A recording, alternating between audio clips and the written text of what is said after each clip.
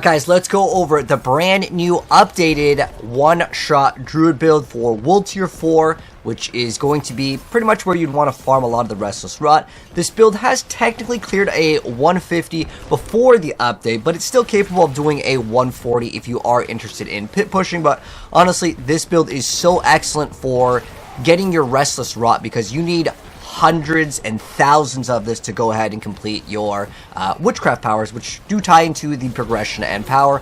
But yeah, all we're going to be doing is basically walking, but I want to go and update you guys on how to properly snapshot the skill. It's something that is very important to go ahead and mention. So I want to start off the video by going over how to snapshot, because it's one of the most important things, and I want to also mention the most recent update.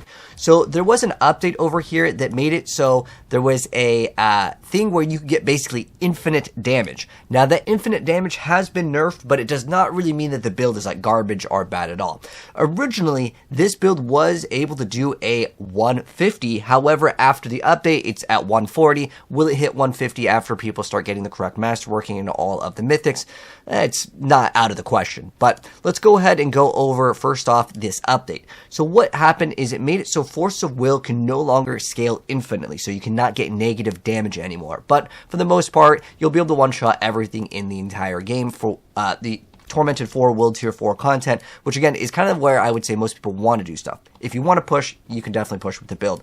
But I want to go over one of the most important things with this update video, as it will tie into how you can snapshot properly, because it is a very, very important thing that you snapshot your critical strike and overpower damage. We're just going to go ahead and just go into this. Obviously, we can go much higher, but let's just do a Torment 4 so you guys can kind of see the effectiveness, because I want this build to be achievable by everyone. If we want to push higher, the mythics will definitely give us an advantage, but I just want to go ahead and show you guys the snapshotting. So one thing that you need to do is make sure your Zan, however you are activating it, it just needs to be activated one time. After that first activation, all you need to do is make sure that Cataclysm never goes off of cooldown. And the reason why is once you snapshot at one time, you will be able to maintain the 100% crit, 100% overpower the entire time. Now, there's also a Quacks rune that you can actually throw in that will give you another 100x damage, but I want this build to be beginner friendly. So right now, I'm going to be recommending you guys to play Zek. Until you get like really perfect cooldowns, you're getting like GA with cooldown like I have over here, it's going to be much easier to achieve. Eventually, you can run Quacks if you want to. Just going to mention that, but the most important thing is to be able to snapshot properly. So however you want to do it, you can run the pet. There's a Nagu rune that is highly recommended, because this one seems to be a little bit more common for a lot of people. I've actually dropped multiple of these, but you can run however you want to activate the Zan rune. You just need to activate it one time. Now, another thing to note is you do not want to be in combat when you're trying to go ahead and snapshot. The reason why is you can snapshot and it'll activate on the wrong skill. So it's very important that the very first time that you're snapshotting, you make sure that this little triangle here that's in the pink, you can see how there's a black little like triangle, right? It's like pink and black. The black part will turn solid pink, and I'll show you guys what that looks like. So first off, let's go ahead and get our rune activated. So Igni activates via casting a non-basic skill, and it kind of generates over time. Now, depending on the skill that you're using or whatever you're activating your rune, that it could be holding still or it could be doing a lot of different things. The thing is that with the new updated runes, some of them require you to be in combat. Like there used to be one where you could just hold still. That one requires you to be like in combat, so it's a little bit more difficult to kind of snapshot. I'm going to recommend Nagu and Igni to get this one. Okay, so that's very important. That those are the two runes that I recommend, or any other rune that does not require you to be in combat for it to function. Otherwise, snapshotting becomes a nightmare. So for starters, you have to wait for however you're activating this little white line indicates how much progression you are to snapshotting. So first, we're going to go ahead and activate our Blood Howl. You can see where it says Gain Zan. I activate my Cataclysm. And now I could activate all the skills. It doesn't matter. As long as I never drop this Cataclysm, I will permanently have 100% crit, 100% overpower. I'm kind of overcapped on the Cataclysm, but I want this build guide to be, again, very beginner friendly, so I'm currently running the rune that gives us the ability to get extra cooldown on it. So you can see I can activate all the skills. It doesn't matter at what point the next variant of Zan activates. All I need to do is maintain my Cataclysm. I just don't drop it off ever. And then I could just keep on right-clicking. Obviously, when you go into different zones, like if I go to Portal to Town and stuff like that, that will basically ruin my snapshot. But as long as Cataclysm never falls off, you can see all the damage numbers will be in orange, which means, yeah, we're getting the effect of what we want.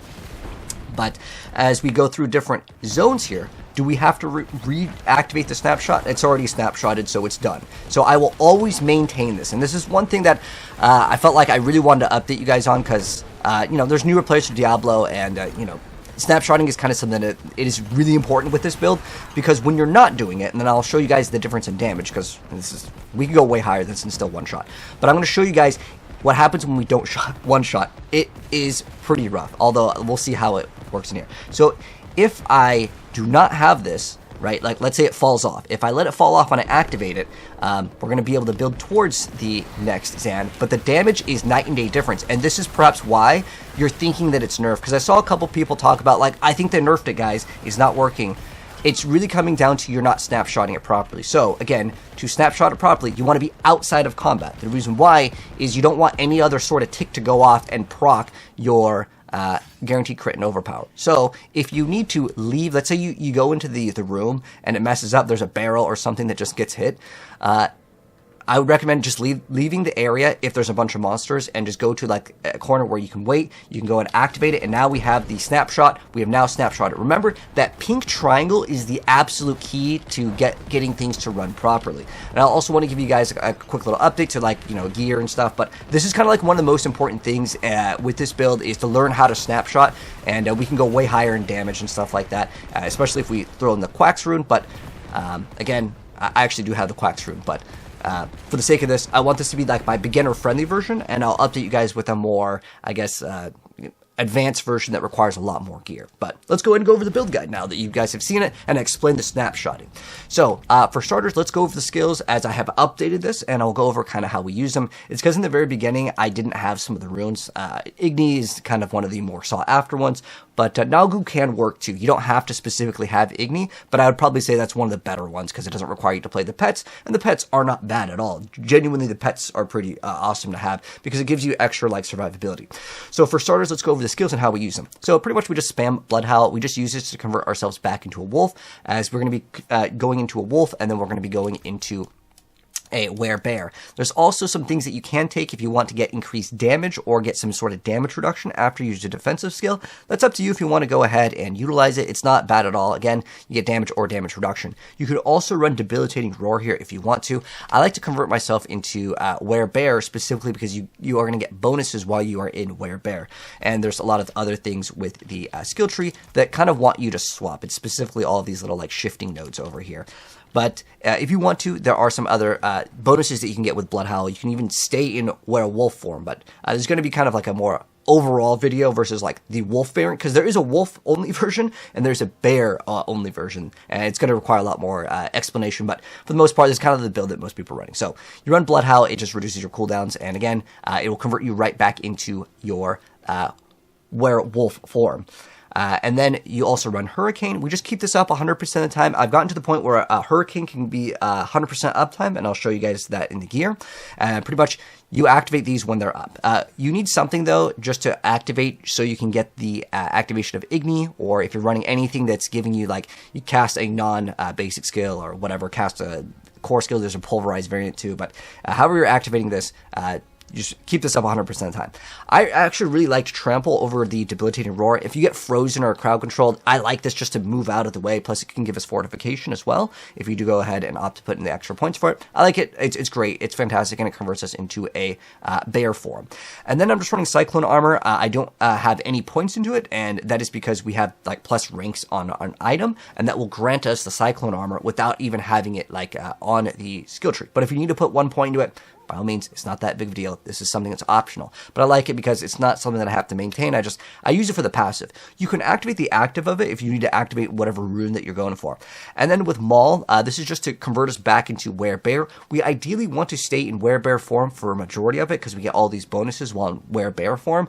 This does not need to actually hit a target to convert, so you can actually hold shift, or you can hit a target that is super far away. even if your maul doesn't do damage, okay, but what it does is it converts you into a werebear. So if, like, let's say this guy over here, Subo, is the enemy, I could be so far away and I can just swipe, and it doesn't have to connect. We'll just converting ourselves into werebear. Then we keep up Cataclysm. Again, the key here is to activate it and keep it up 100% of the time. You do not want Cataclysm to drop. So that's kind of something important. You can see right now my cooldown is pretty much like on the dot. Right here we have a cooldown of 19 seconds, but it lasts for 21. So we have some overlap. Now with my rune over here, with the Zek rune, we're going to be able to basically keep this up 100% of the time. Like, we could activate it every few seconds, and that's totally fine if you are overlapping it, because again, it leaves for more room for error. And you can see, even though I could probably activate this like sometimes it's every like 5 seconds I can activate it, and there is some lucky hit here, but it's unnecessary in terms of like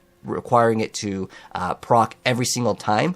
But on the Spirit Boons, there is a Calm Before the Storm, which has a lucky hit chance. So it can kind of help out, make it a little bit easier in terms of like getting certain pieces of gear. Like, I happen to have a greater affix on cooldown reduction, and if you guys don't have that, that is another way where it leaves a little bit more pressure, relieves a little bit more pressure for getting a bunch of like perfect rolls on cooldown reduction when you do some of your crafting or tempering, because you can get Cataclysm cooldown reduction in your amulet as well. But try to keep this up. Make sure that you check some of these numbers to kind of match up. Even if it doesn't match up here, if you run Neo Zek or any of the variants plus Zek, it's pretty easy to maintain. You could also do Bach. That's the one I want to run. I just don't happen to have it yet. But anyways, now that we went over the skills, I want to go over the skill tree. There's a couple different variants, and I'll mention them. So for starters, the first 2 points you're going to throw into Maul, and the rest you just want this like werebear damage reduction. And then you want extra spirit. More spirit equals more damage. And then we also have extra resistances here. If you don't want to play Bloodhowl and you want to run Debilitating Roar, that's fine. You can also run Backlash, giving some damage reduction here and there. And then you could also run Nature's Reach for more damage over here, more you get, increased damage while healthy and increased damage while above 100% movement speed, which is pretty easy to get. And then we get the Hurricane for damage reduction. We get all of these just for the Lightning Bolt stuff, making it last longer here. And then Mending over here just to have more HP. And then, I personally really like Trample. Again, Debilitating Roar is another popular one. I just like to not be frozen. We get Envenom. We will poison our enemies with a Witchcraft power. Run Natural Disaster, Defiance. You can also consider taking Resonance over here. It's a very small multiplier, but it's probably like the last one I would put in if I like didn't want like this or something. You want more damage. It's small, but we max out Cataclysm, and then putting 2 points into Catastrophe, or 3 if you want to. I like Defensive Posture because it gives us a lot more fortification. Fortification also ties into the amount of damage you deal. It's kind of like the overpower mechanic, so I like it with this. And then we also have all of these over here. To grant ourselves extra like damage reduction, extra speed. I just like to play as fast as possible. And then we get Ursine Strength over here, and this is kind of why we want to be in werebear form majority of the time. Now, let's go over the gear. So as far as the gear goes, we definitely want to run Tempest Roar. We want to run Mad Wolf's Glee, or Shroud of False Death is a fantastic item too. Ideally, you want the werewolf form is now your true form. That you want it to be 7. Unfortunately, I got a 6, but eventually we'll get the 7. And then for the gloves, we're running Behemoths. This gives us extra ranks to our ultimate, which kind of alleviate a little bit of pressure on the ranks. Sometimes the ranks won't show up properly until you're outside of town. So like even though it says 11, it's like 16 or something like that right now. But yeah, really good, and it gives you extra damage every single time we activate our ultimate. So refreshing it every once in a while is not bad at all. It also is really good because we run Apogek. But Behemoth's really great thing. And then we run the Storm Shifters. So when we use our Hurricane, we get +5 ranks. We can also activate a Utility Temper on your pants over here, and that will also give you Hurricane Duration, which is excellent to go ahead and have.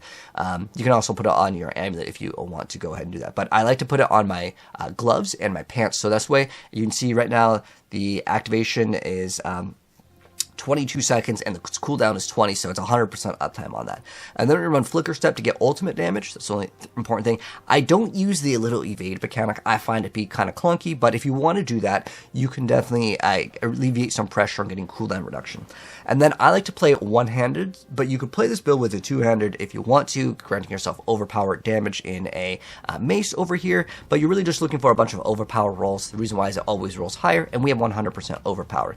And then for the weapon, again, temper, we want to get Cataclysm to deal double damage on both of the items, whether it's a one-hander or not. We're on Appoject, so every time we cast an ultimate skill, we're going to increase that damage, and it goes up to 90x, and it resets all of our cooldowns.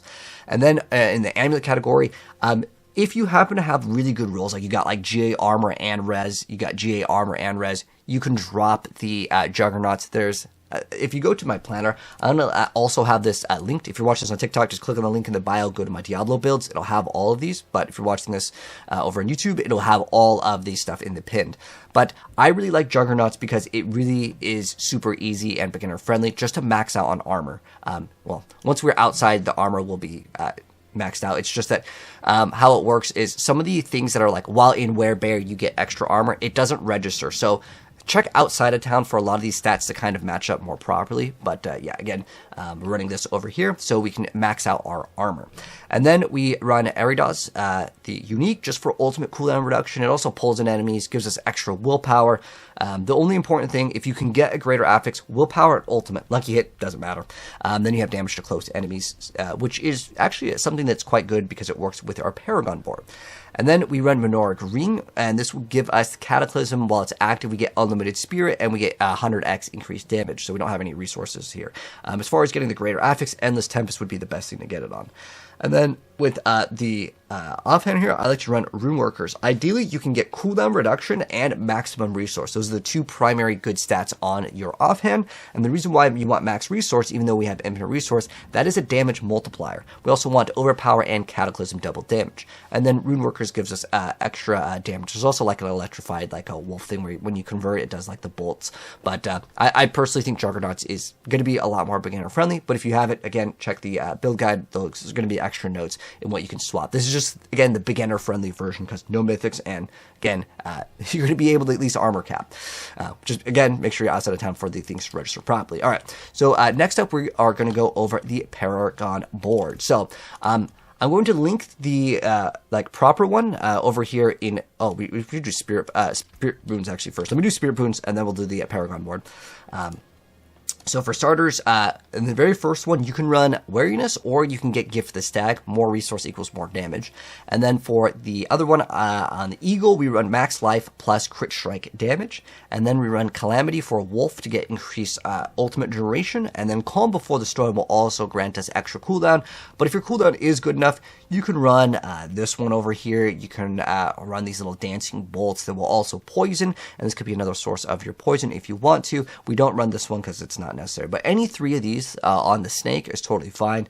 I just don't really mind the overlap on cooldowns because remember, at Appoject, that damage multiplier will start to ramp up a little faster. Sure, at 10 it technically resets, but if you're looking at the number, most of the time though it doesn't matter. This thing is like pretty good on its own. You don't have to like be like, oh, I really want to get that 90x and make it last as long as possible. As long as you just keep on casting it, it's just going to keep on adding damage. It's totally fine.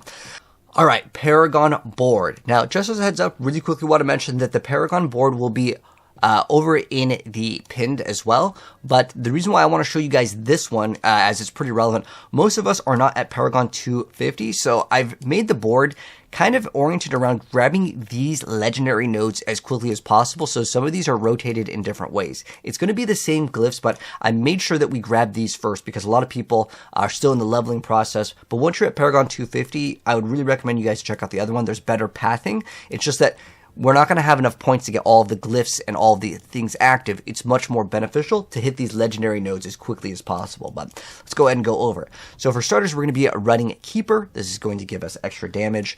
And then in the second one, we're going to go for Survival Instincts. And then we are going to be getting Spirit. And then we are going to be going into Thunderstruck, and we're going to be grabbing Earth and Sky.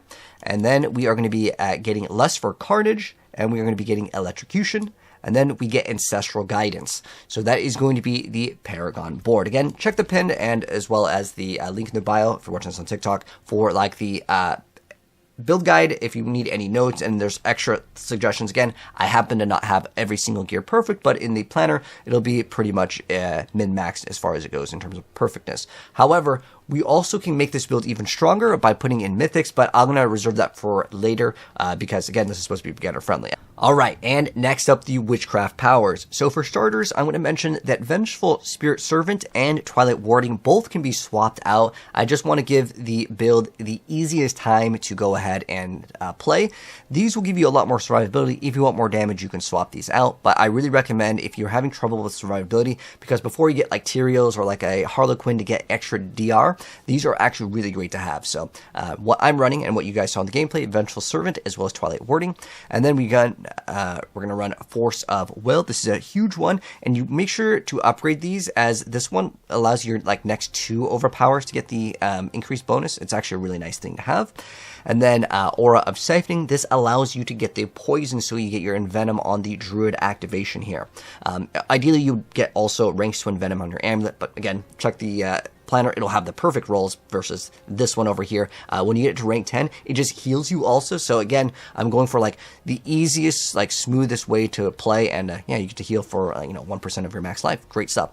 And then Hex of Shattering gives us some additional damage reduction. And then we also run the Aura of Misfortune, so it's going to crowd control the enemy. So if you have any bonuses to like crowd control and stuff, this would then proc it, but it also stumbles the enemy. And at rank 5, we get to have additional movement speed, which will give us that extra bonus damage when we have like our proc on the passive tree. But that is going to be for the Witchcraft powers. But again, check the pin. It'll have all of the additional ones that you can run. What I would recommend once you're in like more in the min-max, but for like smooth gameplay, these are the ones that I can recommend. Anyways, hope this guide and video helped you guys out so you guys can learn to snapshot a little bit better, because that's a really big deal, and I just want to give you guys an update to the build. But again, the build is not nerfed at all in terms of like it being able to dominate content in World Tier 4. Most people just need to do a pit 100 just to get all your glyphs up, but the build is more than capable of doing it. Technically, it did do a 150 before that got changed, because you can get infinite damage, and you could literally one-shot anything in the game. You had infinite damage, but that has been updated. Anyways, just want to give you guys an update on it, but if you guys enjoyed the video, drop a like on it. If you're new here, hit subscribe, turn the bell if you guys want to see the update to this build, as well as other builds in the future. But take care, and I'll catch you guys in the next one, and if there's any questions, let me know down below. Have some fun, Druids.